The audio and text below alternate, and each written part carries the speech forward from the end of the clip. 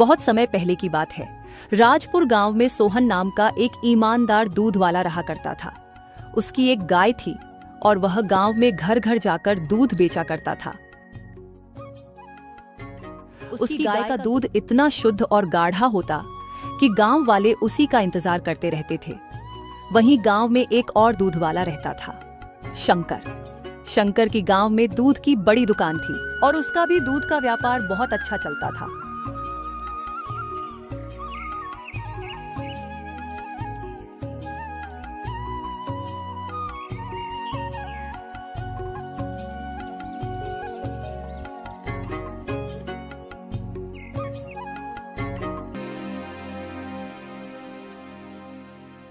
अरे राधा, सुनती हो? जल्दी से बाल्टियां दे दो, सूरज निकल आया है।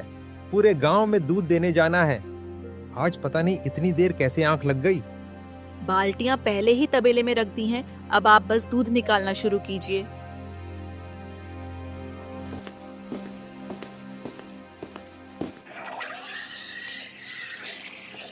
सोहन दूध निकालता है और फिर दूध बेचने के लिए गांव की ओर निकल पड़ता है।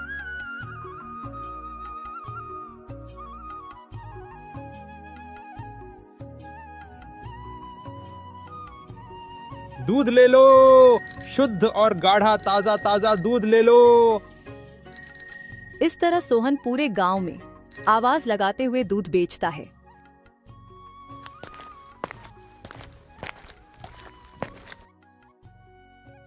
अरे सोहन बेटा, जरा 1 किलो दूध देना। माफ करना चाचा, आज दूध खत्म हो गया है। शाम को गाय फिर से दूध देगी, तब सबसे पहले आप तक दूध पहुंचा दूंगा। ठीक है बेटा, डॉक्टर ने दवाई लिखी है, दूध के साथ ही लेनी है, जल्दी लाना। ठीक है चाचा जी। सारा दूध खत्म हो जाने के बाद सोहन घर के लिए निकल पड़ता है। तभी रास्ते में बहुत तेज बारिश शुरू हो जाती है। सोहन अपनी दूध की केन के साथ एक पेड़ के नीचे खड़ा हो जाता है और बारिश के रुकने का इंतजार करता है। थोड़ी देर बाद बारिश बंद हो जाती है और सोहन घर के लिए निकल पड़ता है।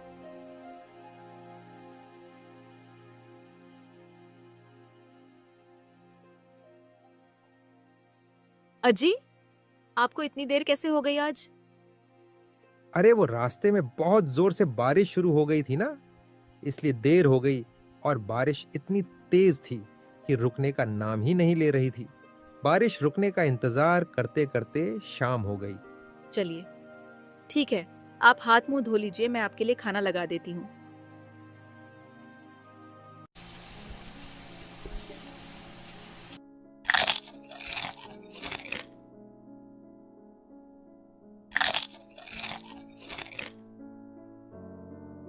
सुनो राधा, मैं थोड़ी देर आराम कर लेता हूं, तुम गैया का दूध निकाल लेना। रामू काका को दूध पहुंचाना है। उनको डॉक्टर ने दवाई दूध के साथ लेने को बोला है। चलिए ठीक है, आप आराम कीजिए।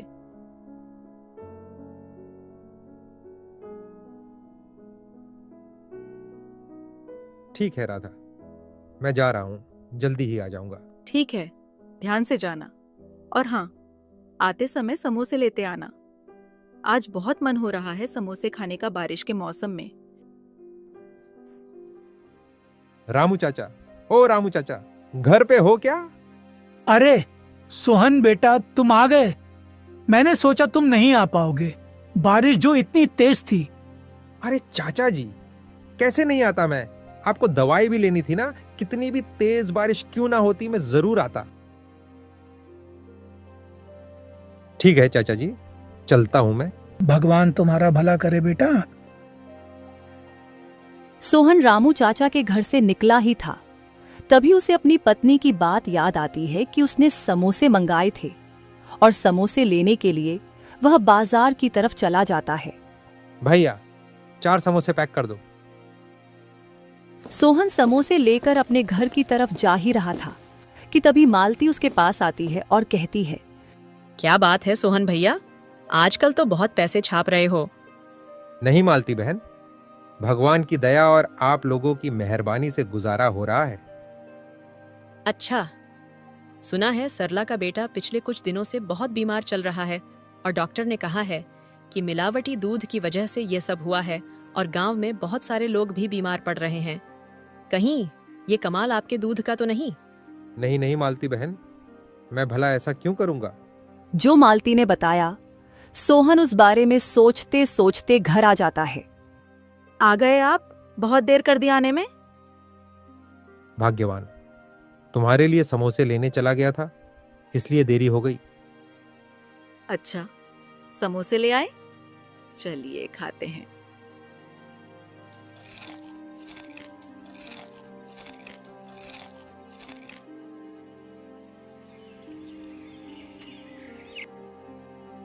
रात हो जाती है, लेकिन सोहन पूरी रात सो नहीं पाता। बार बार वह बात उसके जहन में आ रही थी। मैंने तो आज तक दूध में मिलावट करी ही नहीं, हमेशा ईमानदारी से अपना काम करता आ रहा हूँ। फिर आखिर ये कौन कर रहा है, मैं इसका पता लगा के ही रहूंगा। सोहन सोचते सोचते पूरी रात बिता देता है।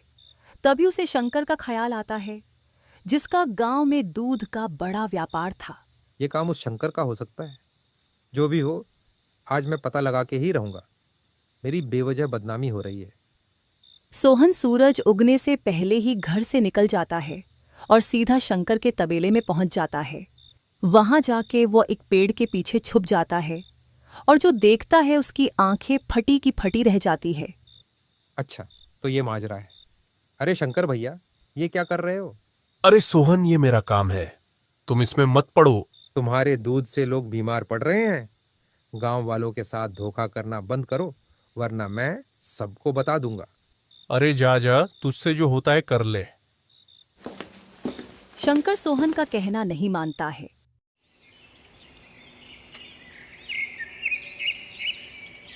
सुबह होते ही सोहन पंचायत में जाकर मुखिया व गांव वालों के सामने शंकर की पोल खोल देता है। पंचायत शंकर को चेतावनी देती है और उसका दूध का व्यापार बंद करा देती है। शंकर की असलियत सामने आने से उसका दूध का व्यापार बंद हो जाता है और पूरे गांव में उसकी बदनामी भी होती है। इसलिए वह अपने कुछ बदमाश दोस्तों के साथ मिलकर सोहन से बदला लेने की योजना बनाता है।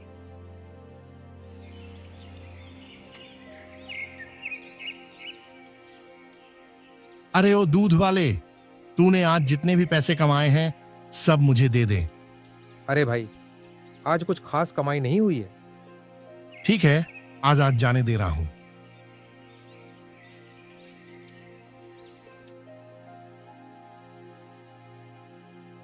अगले दिन सुबह होते ही सोहन फिर दूध बेचने गांव में जाता है। वह घर वापस आ रहा था, तभी वही बदमाश लोग उसका फिर रास्ता रोक लेते हैं। ओ दूध वाले सुन, आज तेरी जितनी भी कमाई हुई है ला सब मुझे दे दे। अरे भाई, क्यों मुझ गरीब को परेशान कर रहे हो? अगर सब कुछ आपको दे दिया तो मेरे बच्चे क्या खाएंगे? मुझसे जुबान लड़ा रहा है, रुक अभी मजा चखाता हूँ। इतना कहकर वे बदमाश सोहन का सारा सामान जमीन पे बिखेर देते हैं। अजी, आज इतना जल्दी कैसे आ गए आप? आपके कपड़े इतने गंदे क्यों हैं और चोट कैसे लग गई? अरे राधा, कुछ बदमाशों ने मेरा रास्ता रोक लिया था और मुझसे सारे पैसे मांग रहे थे। मैंने मना किया तो उन्होंने सारा सामान बिखेर दिया। बेड़ा गर्क हो उन बदमाशों का। हम गरीबों का पैसा लेकर पता नहीं उन्हें क्या मिल जाएगा। क्यों ना हम इसकी थाने में FIR कराते हैं। सोहन और राधा थाने में जाकर उन बदमाशों की रिपोर्ट दर्ज करवाते हैं और थानेदार उन बदमाशों को गिरफ्तार कर लेता है। कुछ समय बाद शंकर थाने में आता है और थानेदार को बहुत सारे पैसे का लालच देता है, जिससे थानेदार का ईमान डगमगा जाता है और वो उन बदमाशों को छोड़ देता है। उस सोहन के बच्चे को बहुत ज्यादा परेशान करो और उसे घर से बाहर फेंक दो। जेल से बाहर आने के बाद वे बदमाश गांव में जाकर लोगों से सोहन के घर का पता पूछते हैं और गांव वालों से उन्हें पता चलता है कि सोहन भोलू काका के किराए के मकान में रहता है और फिर वे बदमाश भोलू काका के घर पहुंच जाते हैं। सुन बे मकान मालिक, वह सोहन का बच्चा तेरे मकान में रहता है, उसे शाम तक घर से बाहर फेंक दे।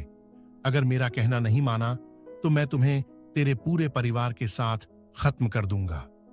भोलू काका उन बदमाशों की धमकियों से डर जाते हैं और सोहन के घर जाते हैं। क्या बात है भोलू काका, आज अचानक से कैसे आना हुआ?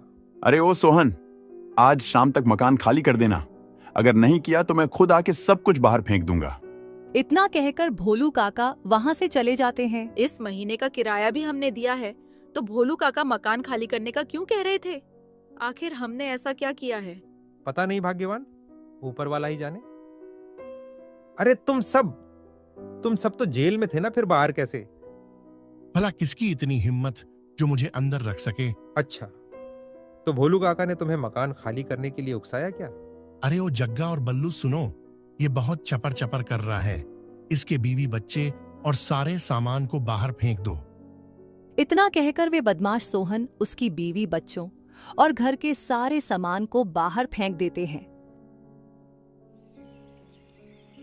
और सोहन अपने बीवी, बच्चों और थोड़े से सामान के साथ घर से चला जाता है और उसे रास्ते में ही रात हो जाती है और पूरी रात उसे फुटपाथ पर ही सोकर बितानी पड़ती है। हे भगवान, कैसा समय आ गया है, फुटपाथ पे सोना पड़ रहा है। चलो राधा, मैं गौ माता के खाने का कुछ जुगाड़ करता हूँ। इतना कहकर सोहन वहां से जा ही रहा होता है कि तभी वह देखता है सामने से बहुत तेज स्पीड में दौड़ती हुई एक गाड़ी आ रही है और एक बच्चा रोड क्रॉस कर रहा है। सोहन अपनी जान की परवाह किए बिना उस बच्चे को बचाने दौड़ पड़ता है। सोहन को थोड़ी बहुत चोटें तो आती है, लेकिन वह उस बच्चे को बचा लेता है। ये सारा दृश्य उस बच्चे के माता पिता देख रहे थे और वे दौड़कर सोहन के पास आते हैं। भैया, आपका बहुत बहुत शुक्रिया जो आपने मेरे बच्चे की जान बचाई, वरना पता नहीं मेरे बच्चे के साथ क्या हो जाता। इस बात के लिए मैं हमेशा आपकी आभारी रहूंगी। सब ऊपर वाले की कृपा है बहन जी, बस आप आगे से अपने बच्चे का अच्छे से ध्यान रखना। इतना कहकर सोहन वहां से चला जाता है और अपने परिवार के साथ आकर बैठ जाता है और यह सब उस बच्चे के माता पिता दूर खड़े खड़े देख रहे थे। वे सोहन के पास आते हैं और कहते हैं, क्या बात है भाई, तुम ऐसे फुटपाथ पे क्यों बैठे हो? तुम्हारा कोई घर नहीं है क्या? फिर सोहन और उसकी पत्नी अपने साथ जो हुआ उसके बारे में उन दोनों को बताते हैं, जिससे उन दोनों की सोहन और उसके परिवार के प्रति सहानुभूति बढ़ जाती है। आप बिल्कुल फिक्र मत करो मेरे भाई, मैं आपकी मदद करूंगा। फिर सोहन उस आदमी के साथ उस थाने में चला जाता है जहां उसने शिकायत दर्ज करवाई थी। अरे ये तो वही आदमी है जो उस दिन मेरे पास रिपोर्ट लिखवाने आया था, और आज ये डीजीपी सर के साथ कैसे? क्या बात है थानेदार साहब, पहचाना क्या? अरे डीजीपी सर, आपने आने का कष्ट क्यों किया? आप बस एक फोन कर देते तो हम खुद ही आ जाते। अरे आप आना जाना छोड़िए, आप मुझे ये बताइए, इस आदमी ने आपके पास जिन बदमाशों की शिकायत दर्ज कराई थी, वो बदमाश अभी कहाँ है? सर, उनको तो मैंने यह धमकी देकर छोड़ दिया कि वह आगे से ऐसा नहीं करें। क्या छोड़ दिया का क्या मतलब? मुझे लगता है तुमने पक्का रिश्वत ली होगी उनसे। और सुनो, जल्दी से अरेस्ट करके लाओ उनको, तुम्हारी नौकरी तो गई समझो। डीआईजी की बातों से थानेदार और हवलदार डर जाते हैं और उन बदमाशों को तुरंत ही गिरफ्तार करके ले आते हैं। डीआईजी उन बदमाशों से पूछताछ करते हैं और वे सब कुछ सच सच बता देते हैं। अरे साहब, वह शंकर हमसे यह सब करवा रहा था और इस थानेदार ने हमसे रिश्वत भी ली थी। अच्छा, तो शंकर इस सारी की जड़ है। अभी जाओ और जल्दी उसे गिरफ्तार करके लाओ। और फिर शंकर को भी गिरफ्तार कर लिया जाता है। तुम लोगों ने इस बेचारे गरीब आदमी को बहुत परेशान किया है। इसका जितना भी नुकसान हुआ है उसकी अभी के अभी भरपाई करो। थानेदार को सस्पेंड कर दिया जाता है। सोहन का जितना भी नुकसान हुआ था उसकी भरपाई कर दी जाती है और शंकर को उसके किए की सजा मिल जाती है। आखिरकार सोहन को न्याय मिल चुका था। सोहन भाई, आपके नुकसान की भी भरपाई हो चुकी है, और ये लो, कुछ पैसे मेरी तरफ से भी रख लो। अरे नहीं साहब, मुझे पैसे नहीं चाहिए, उन बदमाशों से छुटकारा मिल गया, वही काफी है। डीजीपी सर सोहन को पैसे देकर वहां से चले जाते हैं। सोहन उन पैसों से दूध का एक छोटा सा व्यापार शुरू करता है और इससे वह अपना खुद का अच्छा घर भी ले लेता है। इस तरह एक बार फिर से सोहन का व्यापार खूब फलने फूलने लगता है।